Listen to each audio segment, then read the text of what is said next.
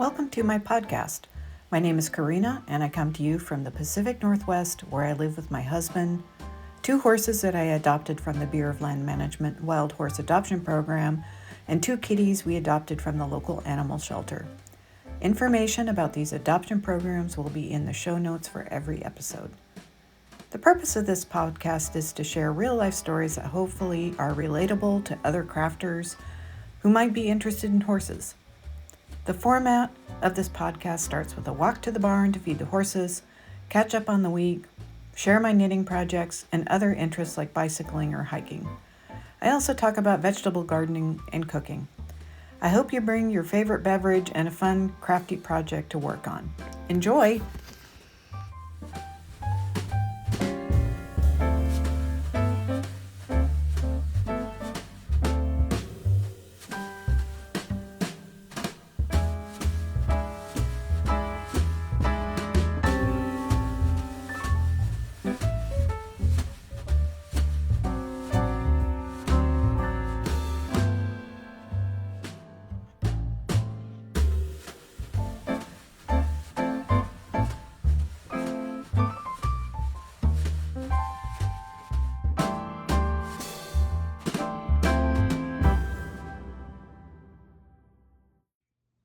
Good morning, friends. Happy Friday. It is Friday, April, must be the 10th, is my guess. I'm gonna get ready to walk out to the barn to feed the horses. I am filming with my phone again. That's kind of gonna be the way it goes for a while. Sorry about the palm of my hand. I'm gonna put on my boots and let you listen to the birds.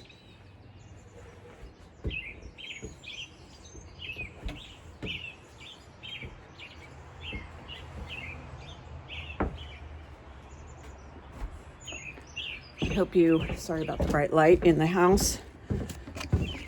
Hope you enjoyed the birds. It is dawn. Hopefully my phone's picking up some of this light. I certainly don't need a headlamp. It is right around 6 a.m. on this Friday morning. We've had very cool spring. I just saw a bunny go by. That's the first bunny I have seen this year so far.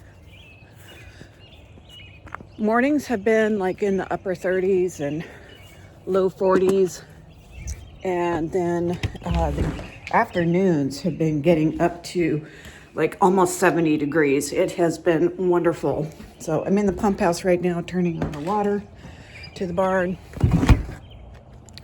Let's have our walk out to feed the horses.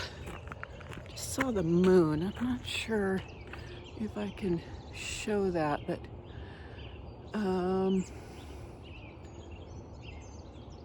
anyway, it is behind me, kind of in the trees. Hopefully you're able to see that. It's just a beautiful morning this morning. It's been a lovely week, very good for spirits. We are expecting quite a lot of rain tomorrow, which we need. You might have heard that the West is in severe drought, and even here in the Pacific Northwest, where we usually have abundant rain, we had such low snowpack that we're in a drought already, which means a bad fire season. So that's the future. Let's talk about the present, or maybe a little bit about the past. So had my usual week of having to commute to the office 2 days a week. Getting used to it. It seems to be going okay. I still don't love it. I do like seeing my colleagues because I have great colleagues. This means I spend 2 fewer days with the horses, and Braggy, for whatever reason, who knows, he did go on a trailer ride last Friday, and he did about the same as before, which is good in the sense that he didn't go backwards. But then this week, for the last several days, it was like he decided eating was optional. So it's always a puzzle. He was definitely more worried about what was going on in the pasture, what the neighbors were doing, all that kind of stuff. Hi-oh. And then yesterday when I got home from work, or went to feed, he came up to the barn with a lot of enthusiasm, like, oh, hey, it's dinner time. And I looked in his stall, and most of his breakfast was still there. And I was like, dude, that food's been there all day. So I don't know what's going on with him. I assume he ate it all because I didn't give him any extra. What this tells me, though, is that because he's not skinny, in fact, he still has a little bit of plushness on him, that Odin, who's on a diet, doesn't need nearly as much food as he thinks he does. So that's a little comfort to me. But I will catch up with you more in the knitting section. I'm going to feed. Hey friends, welcome to the knitting and catch up part of this podcast. I'm trying to sit in such a way that my head isn't cut off. That is the tricky part of recording with my phone. I hope you have something nice to drink and maybe a crafty thing to work on. I don't know if you just saw Harley walk by. He's headed to the open window because, as I said earlier, it is spring today, and it's been spring all week. It's been really nice. So what am I wearing? I am wearing I think this is called the Rocket Tee, and it's by Tanis Lavalle, something like that.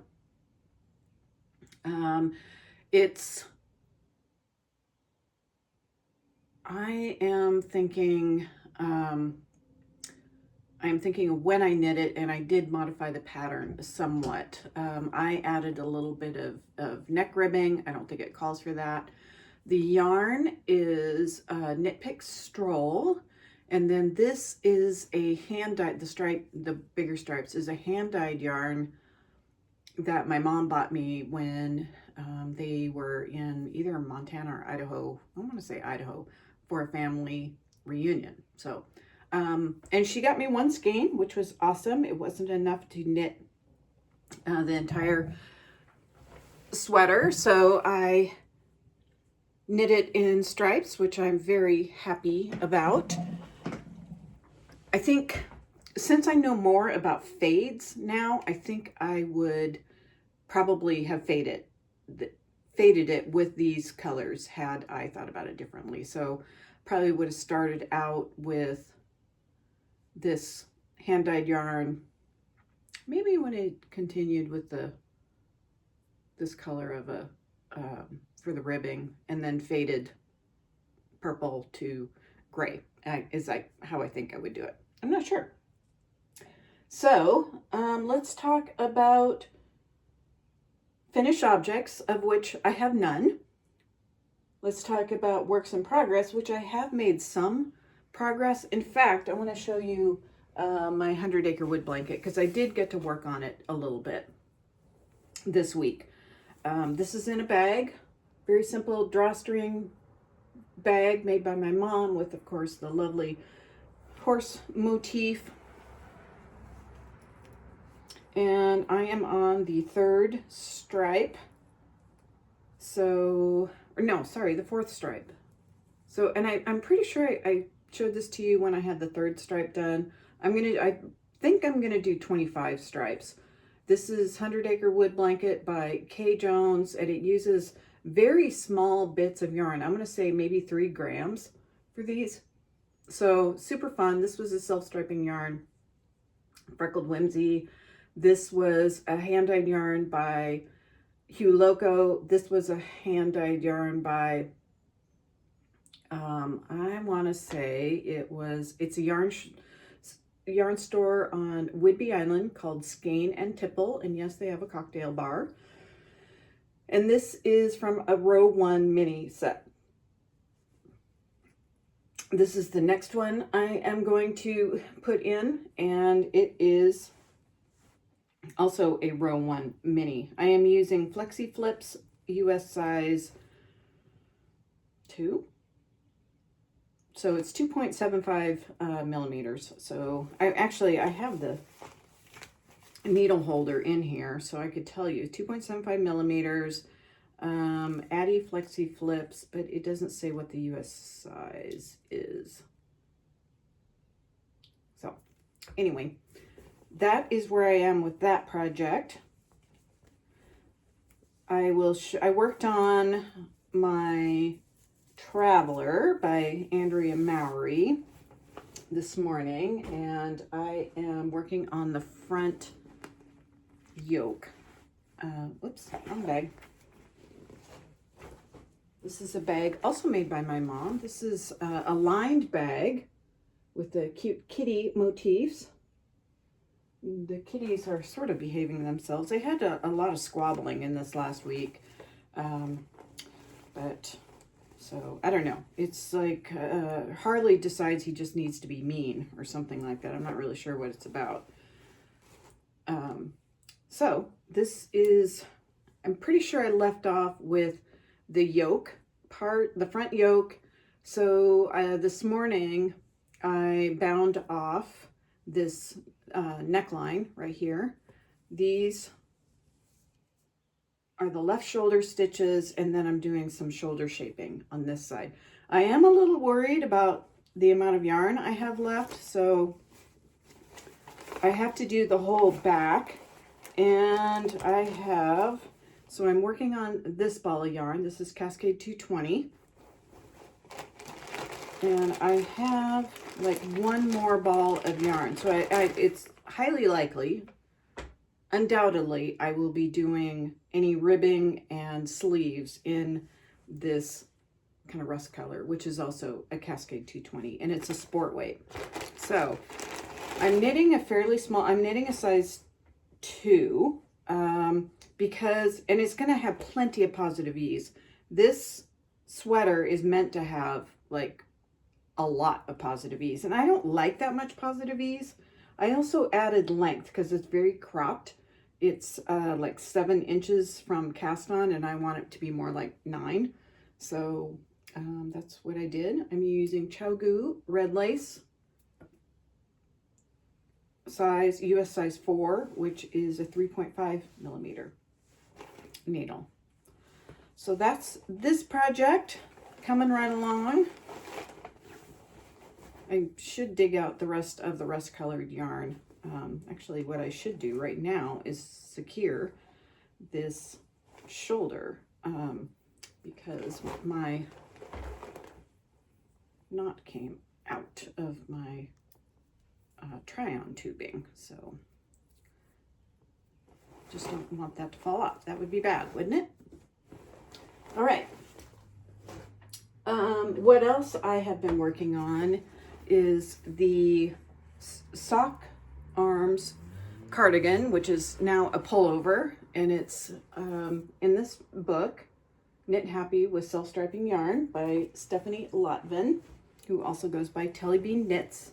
It's her designer name, I believe. And this is in a bag made by my husband with his industrial sewing machine. Gave it to me for Christmas a couple years ago. And I am on the sleeves. So I finished the body. So this is what it looks like. This yarn is a Knit Picks Gloss. So it is a fingering weight yarn that has 30% silk in it. So I have lots of ends and stuff I need to sort out, and hopefully that will all look a lot nicer with blocking. The colorway is Clarity. This is going to be oversized. And then look, the sleeves. So the way this starts is you do like a sleeve cap. So there's some, they're not really, they're kind of short rows. They're similar to short rows, but you actually knit a certain amount of them, and then, you know, you just knit back and forth in the flat is what I'm trying to say. And then you join in the round, and that's where I am now. So this self-striping yarn is by Freckled Whimsy, and it is called Jeepers Creepers, and is part of her Halloween Club collection. So I am using ChiaoGoo red lace, US size 4. needles for this, and this is just coming along quite nicely.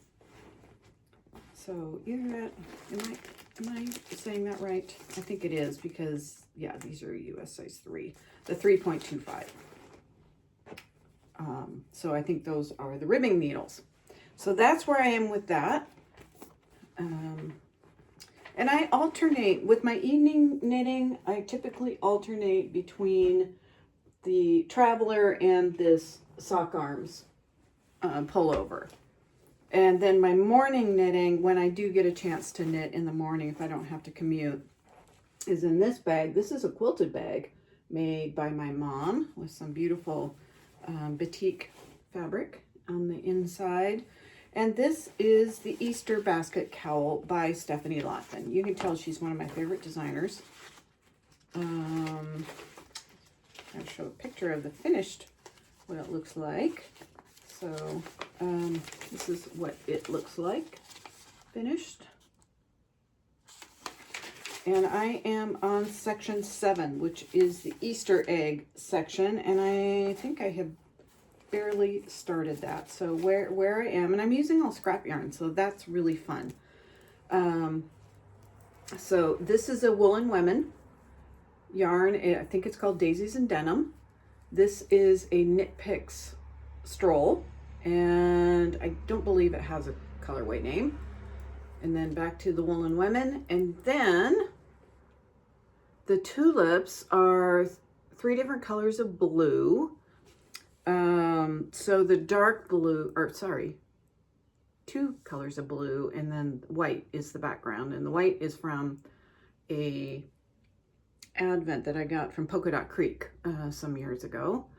And the dark blue is a hand-dyed yarn by Jada Wu, and then this kind of medium blue is, I can't remember, it's a kind of a light fingering weight yarn, and I bought it for a project, decided not to use it, but it's, I don't know if that color, that's the color, kind of a medium blue. And I, long ago threw away the tag. And then the next section are the chicks. So this yellow, I honestly don't remember. Oh, I know where I got that. I got that at the Northwest Fiber Fusion. I actually won a gift certificate for $75 worth of yarn for a dyer out of Idaho. And this was one of the colors I picked. I bought it for the So Faded and ended up not using it because it was the wrong tone. And then the background is the Knit Picks Stroll, and then the orange little feet are, it was a tiny scrap. So I can't remember where that came from. And then I am just starting on the, oh, okay, yeah, I see it. I'm back to the medium blue. So just starting, I don't know if I can show you that. Yeah, just starting on that. Let me show you the right side out. On the Easter egg portion. And I think there's 10 sections. So, hopefully I'll finish it this month. I don't know. It's May 10th. I mean, it's April 10th. So there's the Easter egg section. There's the carrot section, which I'm going to have to find a different color of orange. And then there's the Easter bunny section, or just bunnies. And then there's the border. So section 10 is the border. So hopefully I'll get that done this month. I mean, if not, May is still spring.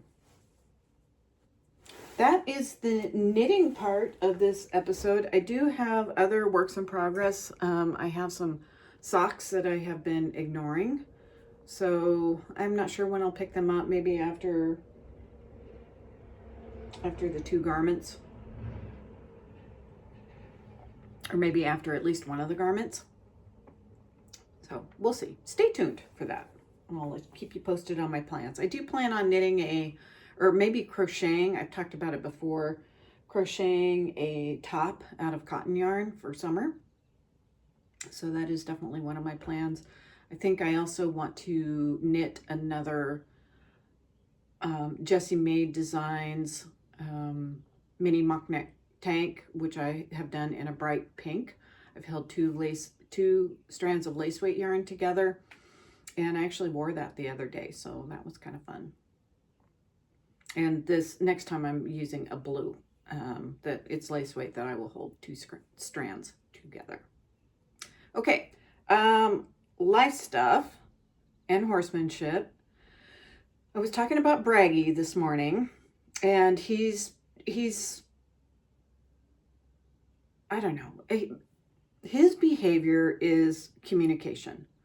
I honestly am baffled by what he's trying to say to me. And I have found so many other horses easier to read. Odin, to me, is very easy to read. Braggy has just been a puzzle for the entire 6 years that I've owned him, which is why we're only where we are in the training process. He's a lot of horse. He can be very reactive, but he's still, this morning at breakfast. So yesterday afternoon when I fed, he's like, oh, hey, it's dinner time. Yay. Like the old Braggy. This morning, he's like, oh, I'm not sure. I mean, he ate all of his hay, which was good, which was actually left over from breakfast yesterday. Oh, Harley's going to come up and join our conversation. Hi. But this morning, it was just, oh, I don't know if I want to come up. Should I come up? I feel like I should, but I'm just worried about something, and I don't know what it is that he's worried about. That's probably the biggest question for me. What are you worried about, Braggy? So I replaced his hay for breakfast this morning, since he had eaten it all last night. And then I took the wheelbarrow out and was picking the yard, and he kind of wanted to engage and snuggle a little bit. So I pet him for a little bit and then went on picking up the yard. And then it seemed like he wanted to follow me back to his stall to a certain point. And then he's like, oh, I don't know. So I thought I would just test it. It's like, okay, well, can you go forward? And so I invited him to go forward. And he's like, oh, I don't know. And then I got him. And when you invite a horse to move forward ahead of you, it's called driving pressure. Braggy really struggles with that. And I know it, but I'm very gentle about it. It's just like offering my hand, go that way, like you're holding a door open. And then maybe you're taking your other hand and sort of like making the motion of, just making the motion, and you're just swooshing air a little bit. I mean, not even swooshing, you're moving your hand through air, but it does create a little bit of energy. Like you're holding the door for someone and you're just saying, after you. So that's kind of the motion that I was doing with Braggy, and he was just like, oh my gosh, that's too much. And he started to turn away. And I'm not letting him get away with that anymore when he says, oh, that's too much pressure. I was like, that is barely any pressure at all. So, and he needs to understand pressure, because all of us know life is full of pressure, and it doesn't need to be too much pressure. I mean, if I would have started, jumping up and down and waving my arms and, doing a lot of other things, yes, that would have been too much pressure. But just saying, here, after you is not too much pressure, and he needs to know how to handle it. So I have been getting more insistent on that. So I did that. And when he went into his stall ahead of me, I made the clicking sound. That's a reward. That's the bridge for positive reinforcement. And then I went in to give him a cookie, and he was just so tight-lipped. He didn't even want to take a cookie. And that is unusual for him. So, and I was like, oh, well, maybe his mouth was full of hay and he didn't want it. So I tried again. Nope, spit it out. Okay, so it's like, well, you're in here. I'm going to put on your bug spray and your bug goop, because he's very sensitive to bugs. And with the temperatures coming up, the bugs are starting to hatch. Normally, he's perfectly happy taking a cookie after I apply his bug spray. I mean, he does it no problem. It's just an opportunity for me to give him a cookie, quite honestly. But he still didn't want it. So It's like, okay, how is that going to bode for today's training where we use positive reinforcement for him to, like when he gets in the trailer and when he stands facing forward in the trailer and when he does other things. So I don't know. There is something called a poison cue, and that is when, and Alexandra Kurland uses this a lot, and she is in my resources section of my show notes, if I remember to post them this week. She talks about the poison cue, and it's when you reward something that maybe didn't go well, and the horse is just like didn't like it, and then they associate that not liking it with the cookie. So for instance, an example that I am well familiar with is when you give a horse a dewormer. They hate it. Totally fair. It's gross. And then you give them a cookie afterwards. A lot of times, I don't know if you heard that big truck go by, apologies for that, especially with the window open. Anyway, you try to give the horse a cookie after you've given them dewormer. They're like, no thanks. So this is kind of what it felt like. So it's like, okay, he's allergic to some of the other horse treats that I have because he's allergic to alfalfa, unfortunately. So I decided that I would make some carrot coins because he does like carrots and he's not allergic to carrots like he's allergic to apples. So I made some carrot coins and I'll try that with my trainer today. See what happens. Odin, he's doing fine. He really wants to engage. He really wants to do his exercises. I did run out of his arthritis medication and the mail order didn't, how do I say this? So there was a gap between the time his prescription ran out and the mail order came in.